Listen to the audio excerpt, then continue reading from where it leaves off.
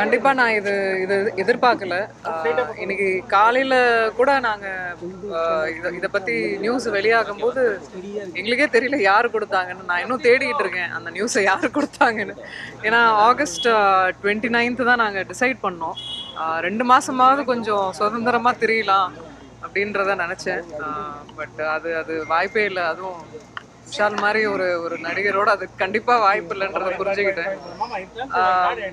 யோகிடா வந்து எனக்கு ரொம்ப இன்ஸ்பிரேஷனலாக, நான் ரொம்ப பேஷனேட்டாக பண்ண ஒரு ஃபிலிமு, ஒரு first action commercial film.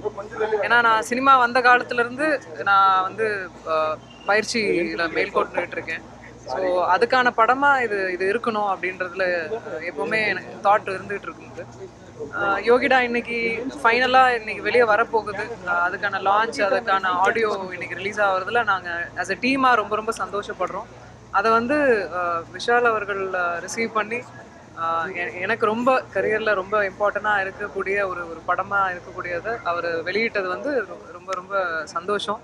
And also இங்கே வந்த கெஸ்ட்டு அண்ட் ஆல்சோ ப்ரெஸ் எல்லாரும், நீங்கள் எல்லாருமே ரொம்ப எப்போவுமே ஃபேமிலியாக இத்தனை வருஷம் 17 ஆண்டு காலமாக நான் நடிச்சிட்ருக்கேன். இந்த மேடை ரொம்ப முக்கியமான மேடை, நான் எதிர்பார்க்காத ஒரு மேடை. சத்தியமாக சொல்கிறேன் கடவுளுக்கு ஆணையா, இது வந்து நாங்கள் ஏதோ க்ரியேட்லாம் பண்ணல. அதுவாக அமைஞ்சது. எங்களுக்குள்ளே எப்படி லவ் வந்து ஏற்பட்டதோ அதே மாதிரி இன்னைக்கு நடந்த ஈவெண்ட்டும் அப்படி தான். Nothing is plant such. But heartfully we are all very happy that யோகிடா இந்த ஃபிலிமும் வெளியே வருது. the same time my marriage is fixed, so quite happy. அவ்வளோதான். ஜஸ்ட் ப்ளஸ் பண்ணுங்க.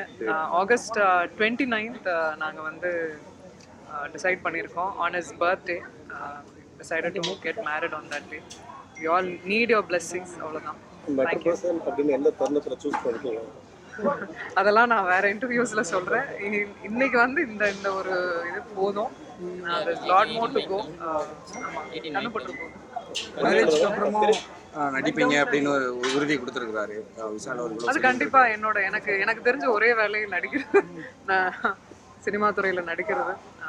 கண்டிப்பா இதை தொடர்ந்து பண்ணுவேன்.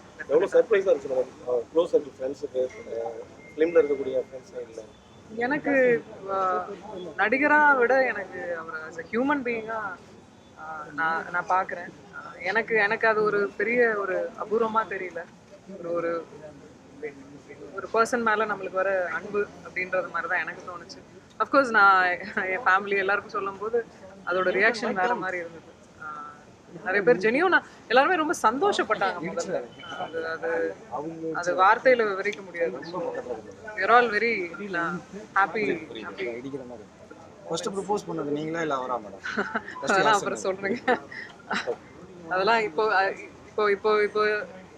இப்போ இந்த யோகிடாவோட ஃபங்க்ஷனை பேசுவோம். இன்னைக்கு ரிலீஸ் ஆயிருக்கு, அதோட சந்தோஷம். டேட் அனௌன்ஸ்மெண்ட் வரைக்கும் நம்ம கொடுத்துருவோம். ஃபர்தராக கண்டிப்பாக வர இன்டர்வியூஸில் கண்டிப்பாக டீட்டெயிலாக எல்லாருக்கும் எல்லாம் சொல்லுவோம். தேங்க்யூ. ரொம்ப நன்றி எல்லாரும்.